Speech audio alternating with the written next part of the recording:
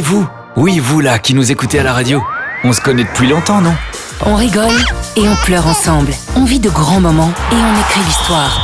Dans cette période particulière, nous sommes toujours là pour vous accompagner et vous pouvez toujours compter sur nous, plus que jamais. On vous divertit et on vous informe quotidiennement sur notre monde qui change. Et votre radio aussi évolue. Elle s'écoute partout, tout le temps, en DAB+, sur Internet ou via votre smartphone. Comme 3 500 000 Belges francophones qui lui font confiance chaque semaine, merci d'écouter la radio.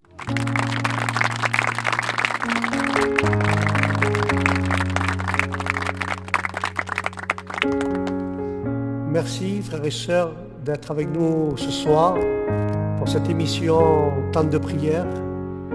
Et aujourd'hui, nous allons prier, chercher Dieu, sa présence. Et après, nous aurons un petit message sur la prière. Et je vous remercie, chers auditeurs, chères auditrices, de nous écouter ce soir. Et j'espère que Dieu va parler dans ton cœur. Mais avant tout, je veux que Dieu parle à ta vie. C'est la base la plus importante pour moi. Et je sens dans mon cœur que Dieu va te parler à travers ce petit message. Mais avant tout, frères et sœurs, nous allons laisser la chorale chanter un cantique. Puis nous écouterons les frères qui prient. Et puis nous rentrons dans cette parole. Dieu vous bénisse et on va laisser la chorale qui chante un cantique. Amen.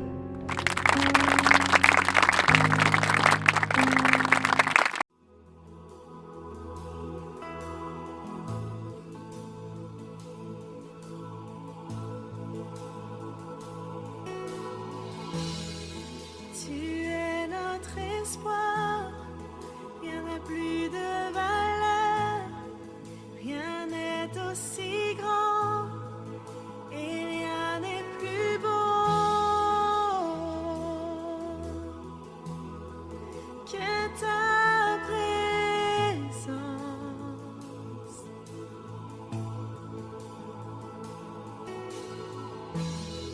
J'ai vu, j'ai goûté l'amour le plus doux.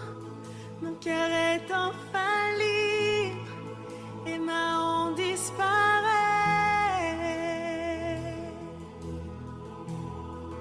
Dans ta présence,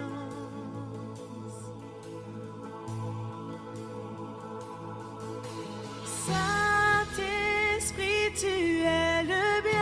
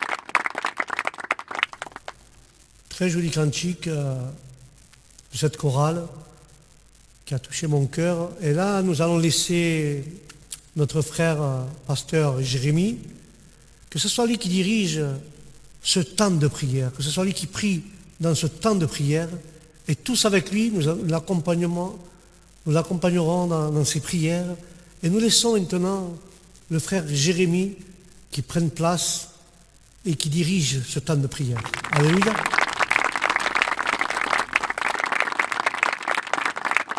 Bonjour et bienvenue dans ce moment de relaxation spirituelle. Vous êtes peut-être aujourd'hui fatigué, chargé dans vos pensées, peut-être oppressé. Et je crois que pendant ce moment, une douce présence va descendre sur vous et vous allez être tout à coup visité, touché, restauré, saisi, guéri. Alors que je vais lire les Écritures. Je vous invite à vous détendre tranquillement, peut-être à même respirer profondément, tranquillement. Je vais maintenant partager avec vous des paroles et je vous invite à fermer les yeux simplement et à vous laisser toucher par la parole. Venez à moi, vous tous qui êtes fatigués et chargés, et je vous donnerai du repos. Prenez mon joug sur vous et recevez mes instructions, car je suis doux et humble de cœur, et vous trouverez du repos pour vos âmes. Car mon joug est doux et mon fardeau léger.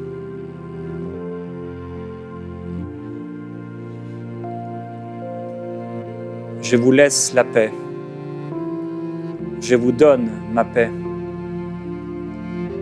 Je ne vous donne pas comme le monde donne. Que votre cœur ne se trouble pas et ne s'alarme pas.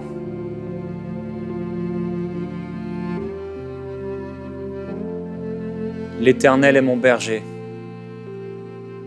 Je ne manquerai de rien. Il me fait reposer dans de verts pâturages. Il me dirige près des eaux paisibles. Il restaure mon âme. Il me conduit dans les sentiers de la justice à cause de son nom. Quand je marche dans la vallée de l'ombre de la mort, je ne crains aucun mal, car tu es avec moi. Ton bâton me rassure. Tu oins d'huile ma tête. Oui, le bonheur et la grâce m'accompagneront tous les jours de ma vie. Car j'ai l'assurance que ni la mort, ni la vie, ni les anges, ni les dominations, ni les choses présentes, ni les choses à venir, ni les puissances, ni rien ne pourra me séparer de l'amour de Dieu manifesté en Jésus-Christ. Si Dieu est pour moi, qui sera contre moi? Toute chose concourt à mon bien. Je n'ai pas reçu un esprit de crainte, mais j'ai reçu un esprit d'adoption. Et en toute chose, je suis plus que vainqueur par celui qui m'a aimé. Qui pourra me séparer de l'amour de Christ? La tribulation, l'angoisse, la persécution, la faim, la nudité, le péril ou l'épée? Toutes choses concourt à mon bien. Et il n'y a maintenant pour moi aucune condamnation. Je ne doute pas au sujet de la promesse de Dieu, mais je suis fortifié par la foi et je donne gloire à Dieu. J'ai la pleine conviction que ce que Dieu m'a promis, il le fera. Puis je vise un nouveau ciel et une nouvelle terre, car le premier ciel et la première terre avaient disparu, et la mer n'était plus. Et je vis descendre du ciel d'auprès de Dieu la ville sainte, la nouvelle Jérusalem, préparée comme une épouse qui s'est parée pour son époux. Et j'entendis du trône une voix forte qui disait :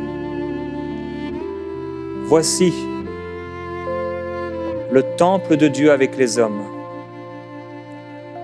Il habitera avec eux, et ils seront son peuple. Et Dieu lui-même sera avec eux. Il essuiera toute larme de mes yeux, et la mort ne sera plus. Et il n'y aura plus ni deuil, ni cri, ni douleur, car les premières choses ont disparu. Et celui qui était assis sur le trône dit : Voici, je fais toutes choses nouvelles. Écris, car ces paroles sont certaines et véritables. Je suis l'alpha et l'oméga, le commencement et la fin. À celui qui a soif, je donnerai de la source, de l'eau de la vie, gratuitement. Celui qui vaincra héritera ces choses. Je serai son Dieu et il sera mon fils.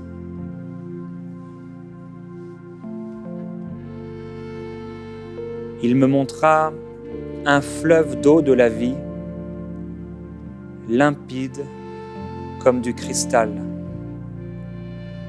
qui sortait du trône de Dieu et de l'agneau.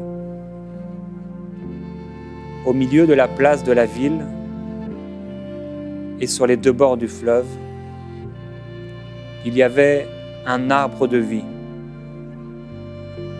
produisant chaque mois des fruits, et dont les feuilles servaient à la guérison des nations. Il n'y aura plus de nuit, et ils n'auront besoin ni de lampe, ni de lumière, parce que le Seigneur Dieu les éclairera. Et ils régneront au siècle des siècles. Et voici, je viens bientôt. Heureux celui qui garde les paroles de la prophétie de ce livre. Moi, Jésus, j'ai envoyé mon ange pour vous attester ces choses. Je suis le rejeton et la postérité de David, l'étoile brillante du matin. Et l'Esprit et l'épouse disent : Viens. Et que celui qui entend dise : Viens. Et que celui qui a soif vienne. Que celui qui veut prenne de l'eau de la vie gratuitement. Que 1000 tombent à ton côté et 10 000 à ta droite, tu ne seras pas atteint. Je ne craindrai ni les terreurs de la nuit, ni la flèche qui vole de jour, car je demeure sous l'abri du Très-Haut, et je repose à l'ombre du Tout-Puissant. Dieu est un refuge pour moi, un refuge au temps de la détresse. La main de Dieu me soutient et son bras me fortifie. Oui, c'est en Dieu que mon âme se confie. De lui vient mon salut. Car tu es pour moi un refuge, une tour forte en face de l'ennemi. Quand je suis dans la crainte, en Dieu, je me confie. Je me confie en Dieu. Je ne crains rien. Que peuvent me faire des hommes? Mes ennemis reculent. Car je me confie en Dieu. Je sais que Dieu est pour moi. Ô Dieu, crée en moi un cœur pur. Renouvelle en moi un esprit bien disposé. Voilà le Dieu qui est mon Dieu, éternellement et à jamais. Il sera mon guide jusqu'à la mort. Dieu est pour moi un refuge et un appui, un secours qui ne manque jamais dans la détresse. C'est pourquoi je suis sans crainte quand la terre est bouleversée. Pourquoi t'as battu mon âme et gémis-tu à l'intérieur de moi? Espère en Dieu, car je le louerai encore. Il est mon salut et mon Dieu. Je me couche et je m'endors en paix. Car toi seul, ô Éternel, me donne la sécurité pour demeure. Je recommande mon sort à Dieu. Je mets en lui ma confiance et il agira. L'ange de Dieu campe autour de moi parce que je le crains et il m'arrache au danger. Quand je tourne vers Dieu mes regards, je suis rayonnant de joie et mon visage ne se couvre pas de honte. J'ai cherché Dieu et il m'a répondu. Il m'a délivré de toutes mes frayeurs. Car il dit, et la chose arrive. Il ordonne, et elle existe. Tu m'instruiras, et tu me montreras la voie que je dois suivre. Tu me conseilleras, tu auras le regard sur moi. Tu es pour moi un asile. Tu me protèges de la détresse. Tu m'entoures de chants de délivrance. Je t'exalte, ô Éternel, car tu m'as relevé. Tu n'as pas voulu que mes ennemis se réjouissent à mon sujet. Si une armée se campait contre moi, mon cœur n'aurait aucune crainte. Si une guerre s'élevait contre moi, je serais malgré cela plein de confiance. Espère en Dieu. Fortifie-toi et que ton cœur s'affermisse. J'espère en Dieu. Même si mon père et ma mère m'abandonnaient, toi, tu ne m'abandonneras pas, mais tu me recueilleras. Dieu est ma lumière et mon salut. De qui aurais-je crainte? Dieu est le soutien de ma vie. De qui aurais-je peur? Tu me fais entendre dès le matin ta bonté, car je me confie en toi. Tu me fais connaître le chemin où je dois marcher. Avec toi, mon âme est calme et tranquille, comme un enfant sevré auprès de sa maman. Mon âme est tranquille, car tu me gardes et ton ombre me couvre. Tu ne sommeilles ni ne dors, mais tu me gardes.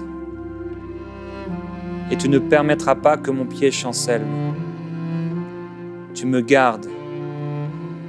Tu ne dormiras pas. Le secours me vient de toi, qui as fait les cieux et la terre. Ta parole est une lampe à mes pieds et une lumière sur mon sentier.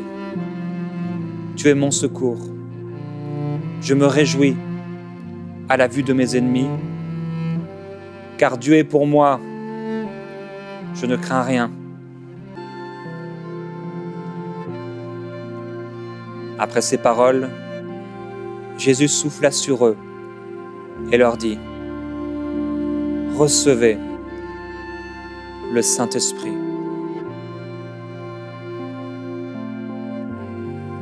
Je ne vous laisse pas orphelins. Je viens à vous. Que votre cœur ne se trouble pas. Croyez en Dieu. Croyez en moi. Mes brebis entendent ma voix. Je les connais et elles me suivent. Je suis venu afin que les brebis aient la vie et qu'elles soient dans l'abondance.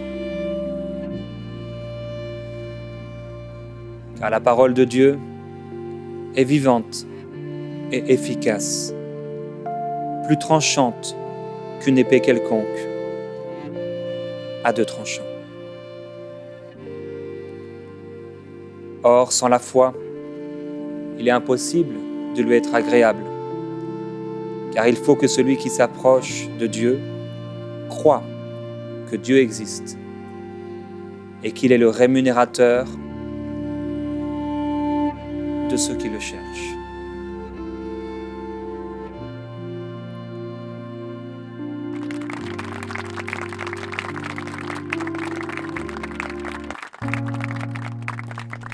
Merci frère Jérémie pour ces prières. Que Dieu te bénisse en grande manière. Et avec la grâce de Dieu, nous allons parler de ce petit thème et nous allons parler justement de ce thème que Dieu a mis dans mon cœur. Et j'aimerais partager avec vous, si vous voulez bien. Et nous allons parler de comment prier afin d'être écouté par Dieu. C'est le thème de ce soir. Comment prier afin d'être écouté par Dieu. Alléluia. Chers frères et chères sœurs, que la paix du Seigneur soit avec vous pour nous chrétiens. Car la prière est un moyen important d'établir une relation avec Dieu. Et c'est particulièrement que nous devons avoir cette relation le matin, le soir aussi avec Dieu. Et pour cette raison qu'il est extrêmement important d'apprendre à prier. Cependant, de nombreux frères et sœurs sont perplexes, mais tous les jours nous prions, le matin et le soir. Nous prions aussi avant de manger et après avoir fini de manger. Ainsi, lors de nos réunions, nous prions aussi. Et de plus, chaque fois que nous prierons, nous disons beaucoup de choses au Seigneur et prions-nous longtemps. Cependant, si nous prions longtemps, nous avons toujours le sentiment que Dieu n'est pas là. Quand nous prions trop longtemps, nous avons la pensée, le sentiment que Dieu n'est pas là auprès de nous. On dirait que nous parlons à nous-mêmes. Lorsque nous prions, notre esprit n'éprouve ni paix ni joie. Pourquoi Dieu n'écoute-t-il pas nos prières? Comment devons-nous prier pour pouvoir recevoir les louanges de Dieu? À vrai dire, il y a plusieurs raisons qui expliquent pourquoi Dieu n'écoute parfois pas nos prières. Et je vais partager mon interprétation personnelle avec vous tous, chères auditrices et chers auditeurs qui m'écoutez. Ma première question, tout d'abord, je vous pose cette question. Tout d'abord, prions-nous Dieu avec un cœur sincère? Est-ce que nous prions Dieu avec un cœur sincère, frères et sœurs? Le Seigneur Jésus dit: où les vrais adorateurs adoreront le Père en esprit et en vérité, car ce sont là les adorateurs que le Père demande. Ces paroles sont écrites dans l'évangile de Jean, chapitre 4, verset 23. Et les paroles de Dieu nous montrent comment nous devons prier pour vénérer Dieu conformément à ses intentions, ce quoi Dieu prête la plus attention. C'est la question de savoir si nous avons un cœur sincère ou pas devant Dieu. Lorsque nous sommes devant lui, est-ce que nous avons ce cœur sincère? Et si les mots que nous lui disons sont vraiment sortent du cœur et sincèrement, et c'est des mots sincères et vrais envers Dieu? Et si nous avons un cœur révélant vis-à-vis de Dieu et un cœur sincère lorsque nous prions Dieu, Dieu trouvera nos prières acceptables. Alléluia. Mais cependant, lorsque nous prions Dieu, nous sommes souvent incapables de faire le calme devant Dieu. Et la vérité, dans notre cœur vrai, nous devons avoir un cœur vrai pour prier Dieu. Nos lèvres bougent, mais notre cœur pense à notre famille ou à notre travail.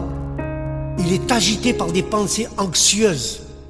Mais parfois nos lèvres bougent, mais notre cœur ne bouge pas. Mais nous avons une aptitude honnête et nous faisons les choses machinalement, répétant ce que nous avons déjà dit. Sans réfléchir, nous disons même fréquemment des paroles solennelles, pompeuses et vides, des paroles qui sonnent bien, sans plus. Mais moi je vous dis quelque chose, frères et sœurs. Nous disons des fois des paroles qui ne disent rien. Mais des paroles diluées pour tromper Dieu? Est-ce que nous diluons nos paroles pour tromper Dieu? Par exemple, nous aimons nos parents plus que nous aimons le Seigneur? Ou nous aimons notre carrière, notre travail plus que nous aimons le Seigneur? Et pourtant, quand nous prions, nous disons: oh Seigneur, je vous aime, je suis prêt à tout délaisser et me dépenser pour vous de tout mon cœur. Lorsque notre famille rencontre des événements malheureux, notre cœur devient négatif et nous nous plaignons auprès du Seigneur. Pourtant, lorsque nous prions, nous exprimons notre gratitude envers le Seigneur et nous disons des paroles qui louent le Seigneur au fond dans ses prières. Si on n'est pas sincère dans nos prières et qu'on ne fait pas agir machinalement et qu'on utilise des grands mots vides et des faux mots ou qu'on porte un masque devant Dieu et qu'on fait que dire des paroles et on fait que dire que des paroles qui font plaisir à entendre ou tromper Dieu. Vous croyez que les paroles, Dieu va dire: ok, je me fais plaisir ces paroles. Mais vous croyez qu'avec des bonnes paroles, on va faire plaisir à Dieu? Au contraire, on trompe Dieu. Et Dieu n'écoutera pas les prières qui ne sont pas sincères, qui sortent du cœur. Amen. Comment prier selon la Bible pour être exaucé par Dieu? Prions-nous Dieu avec rationalité? La plupart du temps, lorsque nous prions Dieu, nous demandons aveuglement des choses à Dieu ou nous présentons toutes sortes de requêtes d'extravagance à Dieu. Par exemple, si nous sommes au chômage, nous demandons à Dieu de nous fournir du travail. Et si nous n'avons pas d'enfants, nous demandons à Dieu de nous donner des enfants. Et si nous sommes malades, nous demandons à Dieu de nous guérir.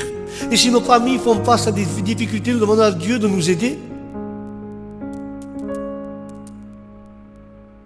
Les hommes d'affaires prient Dieu et lui demandent de les bénir pour qu'ils puissent gagner beaucoup d'argent. Les étudiants demandent à Dieu de les ôter d'intelligence et de sagesse. Les personnes âgées demandent à Dieu de les protéger contre la maladie et les calamités pour elles puissent jouir de leurs dernières années en paix dans leur vie. Mais dans la vie, quelles soient les difficultés et les épreuves que nous rencontrons, nous ne sommes jamais capables de nous soumettre au rangement de Dieu. Nous espérons toujours que Dieu nous sauvera de nos tourments pour que nous souffrions plus. Tu crois que Dieu te sauvera du tourment pour pas que tu souffres plus? Et nous demandons toujours au Seigneur de nous protéger pour que nous puissions être heureux et être en paix. Une prière de ce type n'est pas une prière adressée à Dieu par une créature de Dieu. Elle implique plutôt le fait de demander des choses à Dieu et de lui demander de faire des choses conformément à nos propres pensées. Mais lorsque les gens croient et croient en Dieu, ils espèrent que Dieu va satisfaire toutes leurs requêtes et tous leurs désirs. Il s'agit au fond d'un contact commercial ou un contrat commercial passé avec Dieu et l'homme.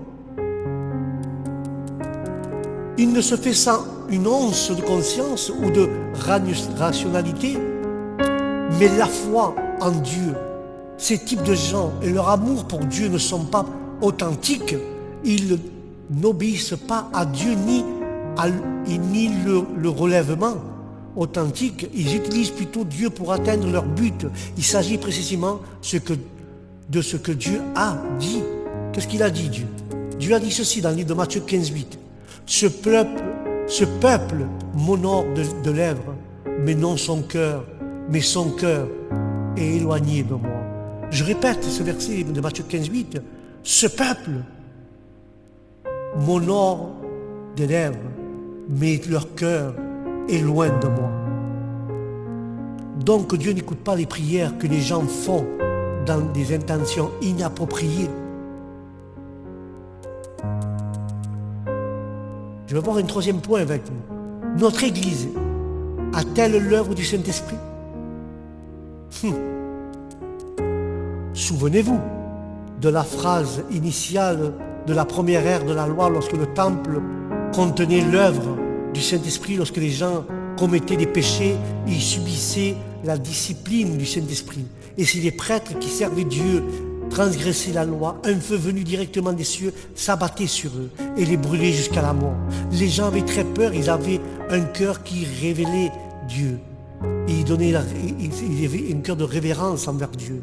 Mais cependant, lors de la dernière période des premières ères de la loi, lorsque Jésus est apparu et a œuvré, le peuple juif ne pouvait pas respecter la loi. Ils utilisaient le temple comme un lieu où échange d'argent et ils vendaient du bétail. Ils avaient transformé le temple en repère de voleurs. Il ne contenait plus la discipline du Saint-Esprit. Puisque le Saint-Esprit avait déjà quitté le temple pour défendre l'œuvre de Jésus, les gens qui sont restés dans le temple ont refusé d'accepter le salut de Jésus, ont été éliminés par l'œuvre de Dieu et ils ont sombré dans les ténèbres. Mais même s'ils priaient au nom de l'Éternel, Dieu n'écoutait pas. Pire encore, ils n'ont pas pu obtenir l'œuvre du Saint-Esprit. Mais nous allons nous tourner notre regard vers nos églises d'aujourd'hui. C'est bien beau que nous prêchons les sermons des bergers et des anciens sont ternes. Il n'y a pas de nouvelle lumière. Les frères et les sœurs ne reçoivent pas de nourriture vitale. Et leur esprit devient de plus en plus fané, sombre, incapable de sentir la présence du Saint-Esprit. Ils se sont même mis à désirer la chair et les plaisirs de la vie, ainsi que le statut social et le pouvoir des conflits ont explosé entre collègues. Leurs transgressions l'ont fréquemment emporté sur eux. Ils ne se sont pas sentis redevables envers le Seigneur. Ils ne suivent pas les paroles du Seigneur, ni ils les observent, frères et sœurs. Ces commandements, ils sont totalement transgressés à la volonté de Dieu. Ils sont devenus des gens qui rétissent à Dieu. Quelle est la différence entre l'église de ce type et le temple qui existait lors de la dernière période du premier ère de la loi? Cela réalise complètement la prophétie de la Bible, frères et sœurs. Dans le livre d'Amos, il est écrit dans le chapitre 4, versets 7 et 8, « Et moi, je vous ai refusé la pluie lorsque vous avez encore 3 mois, jusqu'à la moisson. J'avais fait pleuvoir sur une ville et je n'ai pas fait pleuvoir sur une autre ville. Un champ a reçu la pluie, un autre qui ne l'a pas reçu s'est desséché. 2 ou 3 villes sont allées vers un autre pour boire de l'eau et celle n'a point apaisé leur soif. Malgré cela, vous n'êtes pas revenus à moi, dit l'Éternel. » À vrai dire, Dieu a quitté l'Église de la première ère à la grâce. Il y a beaucoup de frères et sœurs qui ont clairement le sentiment de l'Église n'a plus l'œuvre du Saint-Esprit et que Dieu a déjà détourné son regard de nous. Comment nos esprits ne pourraient-ils donc pas se faner? Comment Dieu pourrait-il pas écouter nos prières? J'ai mentionné 3 circonstances ci-dessous sont la raison principale pour laquelle le Seigneur n'écoute pas nos prières. Tout ce que nous pouvons faire, c'est de nous présenter devant le Seigneur, chercher ses intentions et réfléchir sur ces questions. Et nous devons aussi chercher la façon de prier le Seigneur pour qu'il écoute. Voilà une vérité dans laquelle nous avons urgemment besoin d'entrer. Et je vais maintenant vous présenter 3 méthodes de mise en œuvre pour que vous sachiez comment prier conformément aux intentions de Dieu. Et si nous pouvons les mettre en application et en pratique tous les jours dans notre cœur, je crois que le Seigneur écoutera nos prières au nom de Jésus. Amen. Tout d'abord, nous devons prier en esprit, prier sincèrement et dire des choses vraies qui viennent du cœur. Nous savons tous que Dieu est fidèle et nous devons être fidèles avec Dieu. Il n'y a pas de traîtrise, ni d'hypocrisie, ni de mensonge avec Dieu. Dieu est sincère. Dieu, lui, il ne va pas te trahir. Dieu, on n'a pas un Dieu d'hypocrite, ni un Dieu de mensonge. On a un Dieu sincère de cœur. Et nous devons être chacun d'entre nous, car Dieu est sincère pour chacun d'entre nous. Dieu espère aussi que nous lui prions sincèrement et honnêtement. C'est exactement comme Jésus dit dans le livre de Matthieu 5. Il dit que votre parole soit oui, oui, et que ou non, non. Ce qu'on ajoute vient du malin. Donc, quand nous prions devant Dieu, nous devons parler franchement à Dieu. Si nous sommes faibles, nous avons à dire que nous sommes faibles. Quelles que soient les pensées, les idées, la douleur, les difficultés ou les choses que vous faites ne sont pas conformes aux intentions de Dieu. Nous devons complètement ouvrir notre cœur et parler avec Dieu. Et en parler de nos difficultés, parler de ce qui ne va pas chez nous, parler de nos faiblesses avec Dieu. Pour que Dieu nous aide. Il y a des mots, il y a des questions que nous aurions honte d'admettre devant le Seigneur et devant les autres. Mais cependant, frères et sœurs, nous ne pouvons pas cacher ces choses à Dieu. Nous devons ouvrir notre cœur à Dieu et en parler avec Dieu avec honnêteté. Lorsque Dieu verra que notre cœur, lui, est grand ouvert, alors ne lui cachons rien. En plus, nous lui disons des choses qui viennent droit du cœur. Et quand nous parlons à Dieu, nous devons parler avec beaucoup d'honnêteté. Dieu nous conduira et nous guidera à la compréhension de ses intentions. Et à la compréhension de tous ces aspects, les aspects de la vérité. Cela nous donnera un chemin à suivre au nom de Jésus. Mais lorsque nous prions, nous devons faire le calme devant Dieu. Nous devons prier avec Dieu avec un cœur centré envers lui. Et nous ne devons pas être timides, ni prononcer des mots sans y mettre notre cœur. Lorsque nous parlons à nos parents, nous sommes capables de les respecter.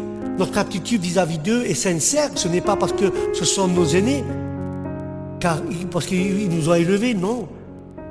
Encore mieux, Dieu est mieux que ça. Dieu, lui, nous a créés et nous devons respecter cela. Et il nous a donné la vie, il nous a fourni tout ce que nous avons besoin pour vivre et il nous a donné la vérité. Ce n'est pas donc encore plus important que pour nous de prier Dieu avec un cœur de révérence et un cœur sincère. Quelles que soient les choses au sujet desquelles nous prions Dieu, nous devons avoir un cœur sincère et un cœur pieux et chercher les intentions de Dieu et lui parler avec honnêteté de nos propres pensées, de notre propre cœur et lui raconter nos difficultés.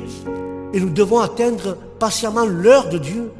Ce n'est que cette manière que nous obtiendrons l'éclairage de Dieu et nous comprendrons et nous comprendrons ses intentions, alors nos difficultés seront résolues au temps voulu. Dieu va recevoir nos difficultés quand nous lui disons. Alléluia. Mais nous devons tenir aussi, deuxièmement, ça c'était le premier point. Le deuxième point, c'est nous devons tenir notre rang de créature et ne rien exiger à Dieu. Nous devons prier avec un cœur qui se soumet à Dieu.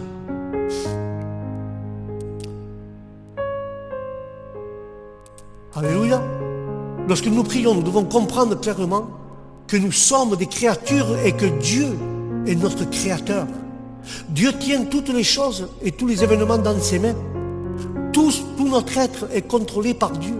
Tout ce que nous racontons, tout ce que nous rencontrons chaque jour, qu'il s'agisse d'une affaire majeure ou mineure, tout est dû au rangement de Dieu.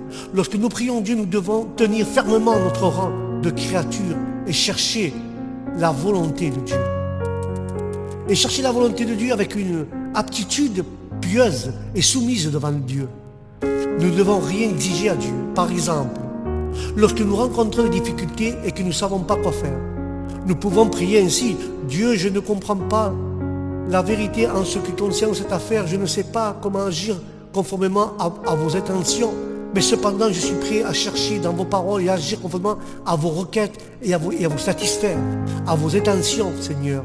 Éclaire-moi, guide-moi, s'il te plaît, Jésus. Amen. Voilà un exemple. Lorsque nos cœurs,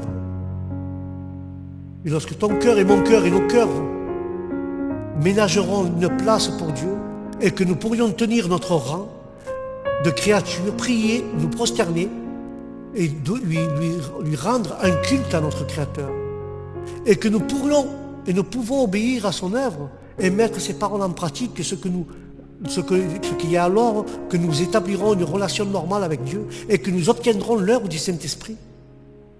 Nous savons que Job n'était qu'un homme qui craignait Dieu. Nous savons tous que Job c'est un homme qui craignait Dieu. Et il s'éloignait du mal, alors qu'il avait perdu tous ses troupeaux, ses fils, ses enfants, ses fils. Il était couvert d'ulcères de la tête aux pieds. Il était tourmenté par de grandes souffrances. Il pensait que Dieu régnait sur toutes choses. Et sans la permission de Dieu, ces choses, frères et sœurs, ne lui seraient pas arrivées. Car c'est Dieu qui a donné la permission.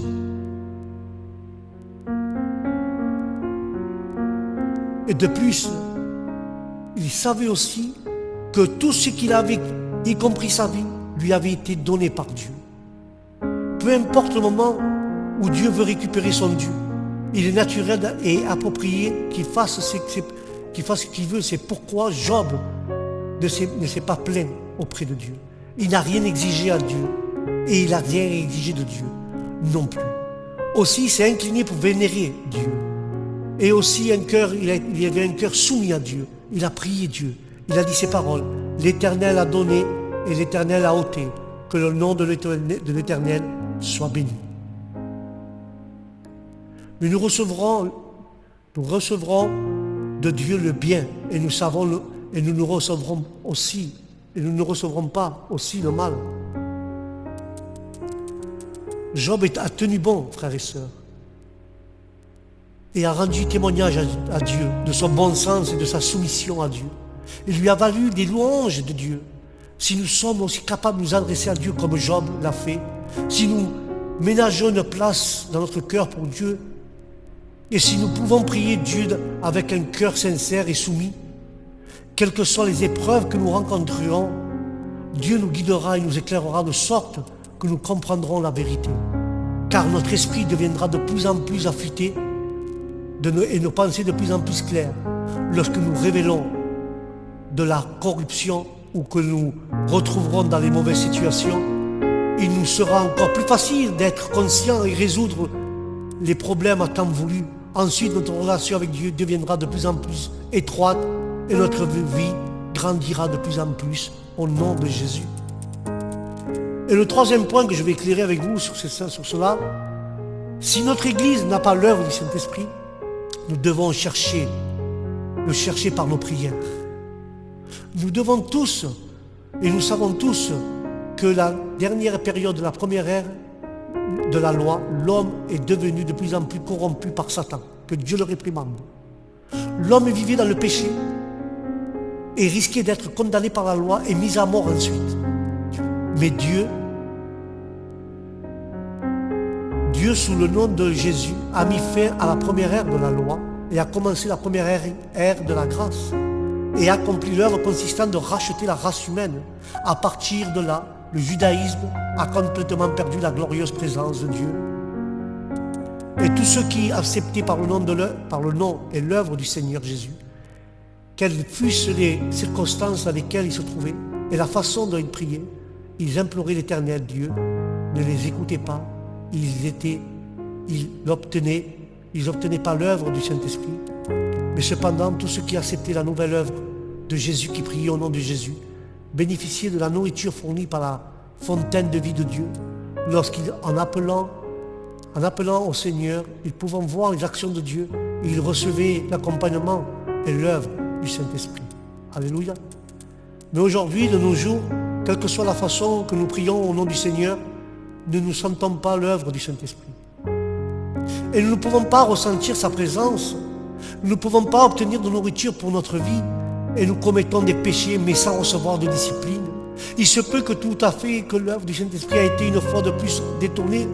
Car la Bible nous dit, frères et sœurs, dans le livre de Jean, chapitre 12, « Si quelqu'un entend mes paroles et ne les garde point, ce n'est pas moi qui le juge, car je suis venu non pour juger le monde, mais pour sauver le monde. Celui qui rejette et qui ne reçoit pas mes paroles à son juge, les paroles que j'ai annoncées est tel qui le jugera au dernier jour. » C'est le moment où le jugement va commencer pour la maison de Dieu. Dans ces versets, nous voyons que le dernier jour, Dieu reviendra une fois de plus pour accomplir l'étape de l'heure du jugement. Le Seigneur est fidèle lorsqu'il dit quelque chose se produira, cela se produit. Car à nous, nous devons chercher et prier, demander à Dieu de nous guider à la fontaine de vie pour que nous puissions obtenir l'arrosage et la nourriture et marcher sur les traces de notre Seigneur. Je crois en tant que nous aurons un cœur qui a soif et qui cherche Dieu, nous nous ferons guider par Dieu. Quand nous avons un cœur qui cherche et nous avons soif de Dieu, Dieu nous guidera et nous serons guidés par Dieu. C'est parce que Dieu nous l'a promis dans le livre de Matthieu 7,7. Il dit sa parole, demandez et l'on vous donnera. Cherchez et vous trouverez. Frappez et on vous ouvrira. Alléluia. Remerciez le Seigneur de nous guider, car il nous guide. Et j'espère que le contenu que j'ai partagé aujourd'hui avec vous, frères et sœurs, concerne la façon de prier pour bénéficier, que tout le monde puisse bénéficier de cela. La prière est une étape importante, car il s'agit d'établir une relation normale avec notre Dieu. C'est aussi un moyen essentiel par lequel nous pouvons obtenir l'œuvre du Saint-Esprit.